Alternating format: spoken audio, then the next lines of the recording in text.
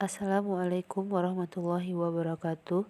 Kembali dalam pembelajaran seni budaya dengan materi menggambar flora, fauna, dan alam benda bersama Reni El Husenia.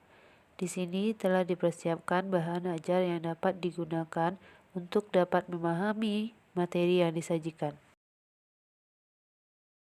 Dalam pembelajaran ini, inti utamanya adalah gambar.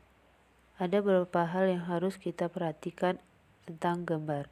Yang pertama adalah pengertian menggambar, pengertian objek, unsur-unsur menggambar, prinsip menggambar, teknik menggambar, perlengkapan menggambar, dan langkah-langkah dalam menggambar.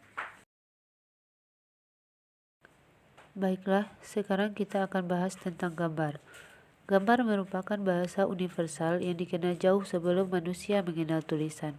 Gambar sudah dikenal masyarakat sejak zaman purba. Pada saat itu, gambar sering dihubungkan dengan aktivitas manusia dan leluhur yang dianggap mampu memberi keberkahan dan perlindungan. Bagi manusia purba, gambar tidak sekedar sebagai alat komunikasi untuk roh leluhur saja, tetapi juga memberikan kekuatan dan motivasi untuk dapat bertahan hidup. Pada zaman sekarang, orang membuat gambar sesuai dengan apa yang mereka inginkan melalui pikiran yang dituangkan pada media gambar menggunakan tangan. Jadi, dapat disimpulkan bahwa gambar adalah ekspresi diri seseorang pada media gambar. Selanjutnya, kita akan membahas tentang menggambar. Menggambar tidak hanya melibatkan aktivitas fisik saja, tetapi juga mental yang dituangkan dalam bentuk goresan tangan pada media 2 dimensi dan 3 dimensi. Aktivitas fisik berhubungan dengan keterampilan menggunakan peralatan menggambar, sedangkan mental berhubungan dengan rasa, karsa, dan daya cipta untuk memenuhi kebutuhan hidup. Manusia dalam melakukan aktivitas menggambar memerlukan media, alat, serta bahan yang senantiasa berubah sesuai perkembangan zaman.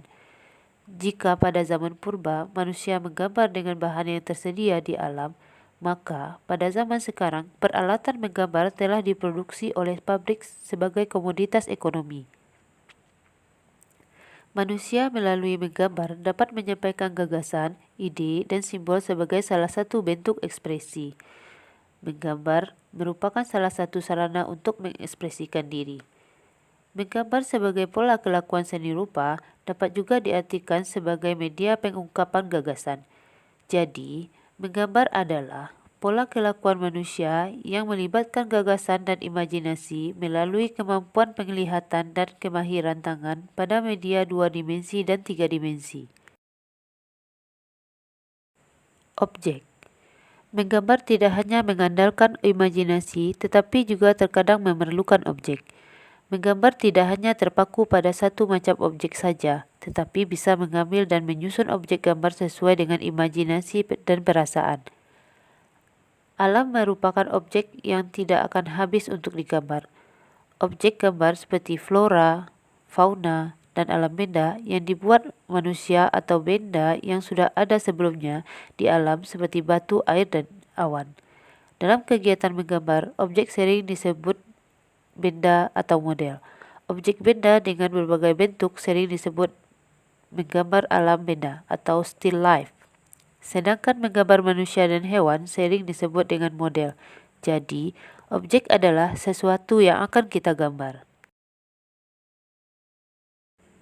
Unsur gambar. Karya seni rupa, terutama karya 2 dimensi, terdiri dari unsur-unsur yang terbentuk dari perpaduan yang selaras sehingga menjadi suatu karya yang indah. Unsur-unsur menggambar antara lain titik, garis, bidang, bentuk, warna, tekstur, dan gelap terang. Mari kita bahas satu persatu tentang unsur-unsur dalam menggambar. Titik. Titik adalah unsur seni yang paling sederhana. Kenapa sederhana? Karena titik adalah sesuatu hal yang paling mudah untuk dibuat dan paling sering dibuat. Jika titik hanya kecil, maka dia tidak akan punya arti. Namun, Jika titik ini diperbanyak atau diperbesar, maka ini akan menjadikan sebuah arti yang berbeda. Contoh, apabila titik ini diperbesar, maka dia tidak lagi dikatakan titik dan akan menjadi sebuah lingkaran. Garis. Garis adalah gabungan dari beberapa titik atau rangkaian titik yang terjalin memanjang menjadi satu. Garis terdiri dari beberapa macam. Yang pertama, garis lurus. Garis yang terkesan tegas dan keras. Terbagi dalam 3 bagian. Ada garis horizontal atau mendatar, garis vertikal atau tegak lurus, garis diagonal atau miring. 2. Garis lengkung. Ini terkesan lembut dan lentur. Yang ketiga, garis patah-patah. Ini terkesan kaku. Yang keempat, garis pilin atau spiral. Ini terkesan luas. Bidang. Bidang adalah gabungan dari beberapa garis. Bidang terdiri dari 2 macam. Yang pertama, bidang geometris. Bidang geometris adalah bidang yang dapat diukur. Contohnya, persegi, lingkaran, segitiga, segi 5, dan lain-lain. Yang kedua, bidang non-geometris adalah bidang yang tidak dapat diukur.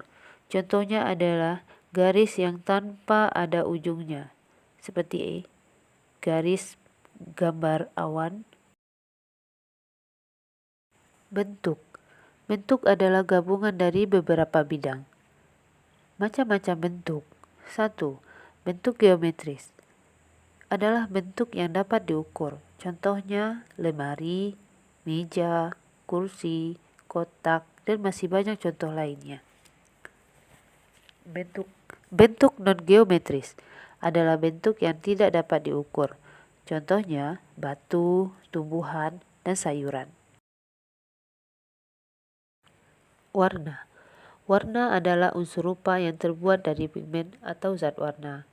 Selama ini kita mengetahui bahwa warna itu adalah Mijiku Hibiniu atau merah, jingga, kuning, dan sebagainya.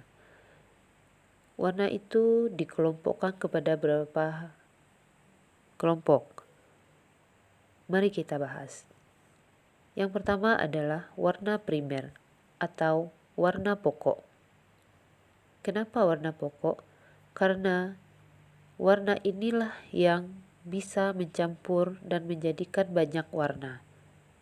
Warna primer terdiri dari 3 macam warna, yaitu warna merah, warna kuning, dan warna biru. Yang kedua, warna sekunder adalah warna campuran dari 2 buah warna primer. Contohnya, jika warna merah kita campur dengan warna kuning, maka akan menghasilkan warna orange. Warna merah dengan warna biru, kalau kita campurkan, maka dia akan menghasilkan warna ungu. Jika warna biru kita campurkan dengan warna kuning, maka akan menghasilkan warna hijau. Maka 3 buah warna hijau, warna orange, dan warna ungu itu adalah warna sekunder. 3. Warna tersier adalah campuran dari warna primer dan warna sekunder. Contohnya adalah jika warna merah kita campurkan dengan warna orange, maka dia akan menghasilkan warna baru atau warna orange yang lebih tua, yang biasa disebut dengan orange kemerahan. Begitu juga selanjutnya. 4. Warna analogus.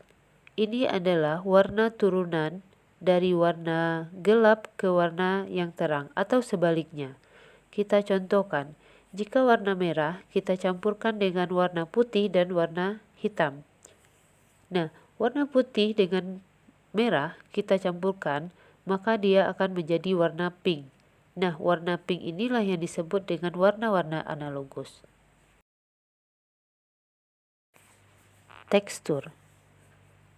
Tekstur adalah nilai raba dari suatu permukaan benda. Tekstur terdiri dari dua macam. Yang pertama adalah tekstur nyata dan tekstur semu. Tekstur nyata adalah apabila suatu keadaan benda saat dilihat dan diraba sama nilainya. Artinya, kita bisa dapat merasakan licin atau kasarnya sebuah benda dan dapat kita lihat secara bersamaan. Yang kedua, tekstur semu adalah bila keadaan benda saat dilihat dan diraba tidak sama nilainya. Contohnya adalah batu dalam gambar. Nah, jika gambar batu kita raba, maka dia akan terasa licin. Tapi jika kita melihatnya, dia ada kesan kalau dia mempunyai tekstur kesan berrongga dan segala macamnya. Gelap terang. Dalam sebuah karya seni rupa, gelap terang merupakan suatu hal yang sangat penting. Karena ini akan menjadikan suatu benda menjadi terlihat sangat lebih nyata atau terkesan tiga dimensi.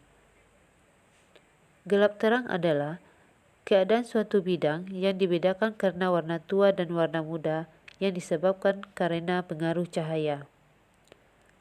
Apabila benda yang terkena cahaya, maka akan terlihat terang. Dan apabila benda yang tidak terkena cahaya, maka akan terlihat gelap. Catatlah materi-materi di atas ke dalam buku catatan. Dan kerjakanlah soal-soal berikut di dalam buku latihan.